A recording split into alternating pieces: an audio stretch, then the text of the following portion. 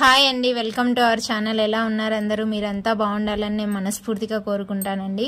మన ఛానల్ని ఇంకా ఎవరైనా సబ్స్క్రైబ్ చేసుకోకపోతే సబ్స్క్రైబ్ చేసుకోండి. నేను ఈరోజు సాటర్డే కదండి, మనము మన ఛానల్లో ఎవ్రీ సాటర్డే ఒక మోటివేషనల్ స్టోరీ గురించి చెప్తాము. ఈరోజు సాటర్డే మోటివేషన్ స్టోరీ ఈరోజు చెప్తాను.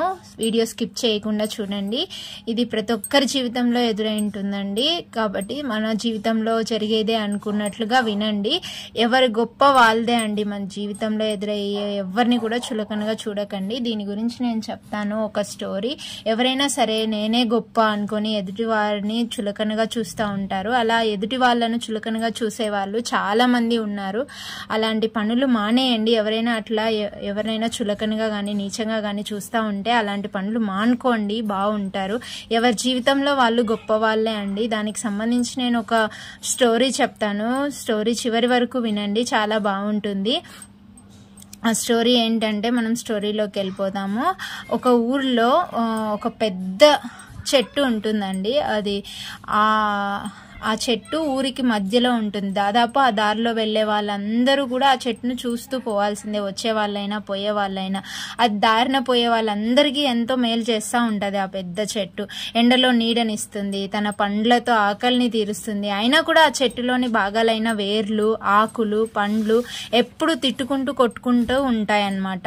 ఎందుకంటే అది చెట్టు అండి. ఆ చెట్టుకున్న వేర్లు ఉంటాయి కదా, వేర్లు, ఆకులు, పండ్లు ఎప్పుడు తిట్టుకుంటూ కొట్టుకుంటానే ఉంటాయి. నేను గొప్ప అంటే నేను గొప్ప అంటే నేను అంటూ పక్క వాటిని చులకనగా చూస్తూ ఉంటాయి.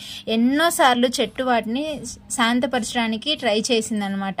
అయినా సరే ఆకులు, వేర్లు, పండ్లు, కొమ్మలు తామే గొప్ప అని విరవీగడం మొదలుపెట్టినాయి. ఇంకా ఒకదానికొకటి హెల్ప్ చేసుకోవడం, సహకరించుకోవడం మానేశాయి. ఒకరోజు చెట్టు వీటికి ఎలాగైనా బుద్ధి చెప్పాలా అని అనుకునింది. ఎట్లయినా సరే వీటికి బుద్ధి చెప్పాలి అని అనుకుంది. ఒకరోజు దారిన పోయే బాటసారి చెట్టు కిందకు వచ్చినాడనమాట.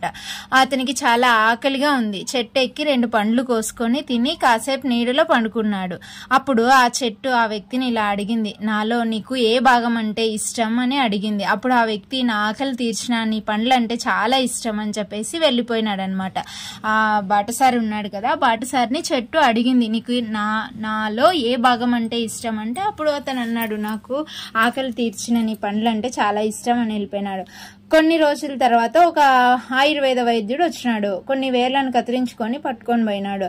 ఆ చెట్టు ఆ ఆయుర్వేద వైద్యుని కూడా అడిగింది, నాలో నీకు ఏం నచ్చుతుంది అని చెప్పి ఆ ఆయుర్వేద వైద్యుని అడిగింది. దానికి ఆ ఆయుర్వేద వైద్యుడు, మీ వేర్లతో నాకు ఎంతో పని ఉంది, చాలా ఉపయోగపడతాయి నీ వేర్లు, నాకు ఎంతో మంది రోగాలకు నేను బాగా చికిత్స చేసి బాగా చేయగలుగుతాను, నీ వేర్లు అంటే నాకు చాలా ఇష్టం అని చెప్పేసి వెళ్ళిపోయినాడు ఆ ఆయుర్వేద వైద్యుడు. మళ్ళీ అలాగే కొన్ని రోజుల తర్వాత ఒక ముసలాయన వచ్చినాడు. ఆ ముసలాయన మంచి ఎండాకాలం కావడం వల్ల ఆయనకి ఎండకు విలవిలలాడుతూ ఆయన ఎండ తట్టుకోలేక చెట్టు కింద 2 సేపు కూర్చుందాము అని చెప్పేసి చెట్టు కిందకు వచ్చినాడు. అప్పుడు ఇంకా చల్లగా ఉంటది కదా చెట్టు కింద, ఆ చల్లని చెట్లో బాగా పడుకున్నాడు, విశ్రాంతి తీసుకున్నాడు.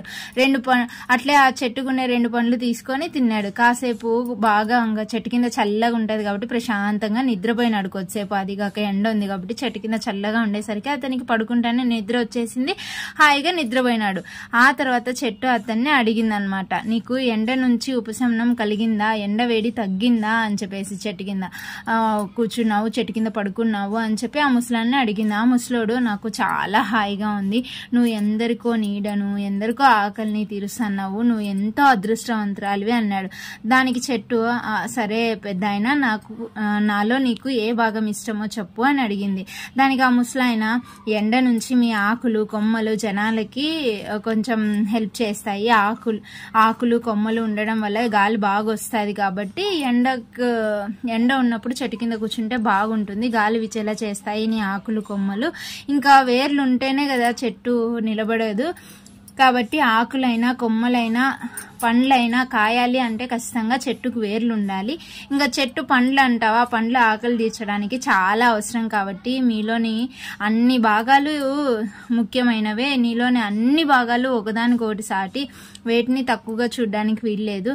అన్నీ సమానంగా పనిచేస్తేనే నువ్వు బతకగలుగుతావు, జనాలకు మంచి చేయగలుగుతావు అని చెప్పేసి ఆ ముసలాయన వెళ్ళిపోయినాడు అనమాట. ఆ చెట్టు తనలోని భాగాలన్నీ కి అతను వివరించి చెప్పింది నచ్చింది బాగా. నచ్చేసింది. చెట్టు కొమ్మలు తిక్కు, వేర్లు, పండ్లు అన్ని తిక్కు చూస్తే అవి సిగ్గుతో తల దించుకున్నాయి అన్నమాట. అర్థమైంది కదా, అన్ని కలిసికట్టుగా ఉంటేనే ఆ చెట్టుకైనా. ఇప్పుడు వేర్లు సక్రమంగా ఉంటే చెట్టు బాగా పెరుగుతుంది. చెట్టు బాగా పెరిగితే కొమ్మలు బాగా విరుస్తాయి. కొమ్మలు బాగా విరిస్తే పూలు పూస్తాయి. పూలు పూస్తే పండ్లు వస్తాయి.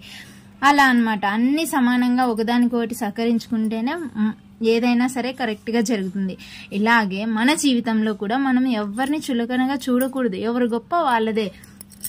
ఎవరి స్థాయిలో వాళ్ళు మంచి పనులు చేయగలుగుతారు. ఎవరి స్థాయిలో వాళ్ళు మంచి లక్షణాలను కలిగి ఉంటారు. కాబట్టి ఎదుటి వ్యక్తులను నీచంగా లేకపోతే అద్మానంగా లేకంటే చులకనగా చూస్తా ఉన్నారంటే మానేయండి. అది మంచి పద్ధతి కాదు.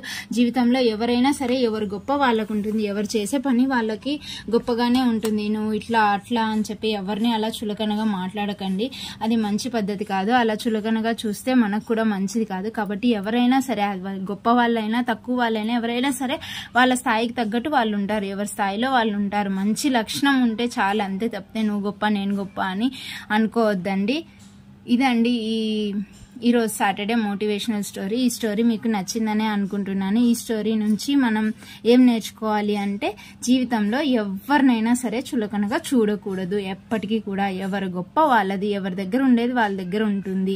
ఎవరిని చులకనగా చూడకండి. ఏదో ఒక రోజు ఎవరో ఒకరి అవసరం మనకి ఖచ్చితంగా వస్తుంది. ఇప్పుడు ఆకులు, కొమ్మలు నాకెందుకులే, నాకేం పని అనుకుంటే అవి పెరగలేవు. వేర్లు సక్రమంగా ఉండాలి. వేర్లు ఉంటేనే చెట్టు ఆకులు కొమ్మలు కాసి కాయలు కాస్తుంది. వేరే వాళ్ళు తింటారు. అలా అన్నమాట. ఈ స్టోరీ మీకు నచ్చినట్లయితే లైక్ చేయండి, షేర్ చేయండి. ఈ ఛానల్ని ఇంకా ఎవరైనా సబ్స్క్రైబ్ చేసుకోకపోతే సబ్స్క్రైబ్ చేసుకోండి. థ్యాంక్స్ ఫర్ వాచింగ్ అండి. ఇంతవరకు ఈ స్టోరీని విన్నందుకు థ్యాంక్ యూ.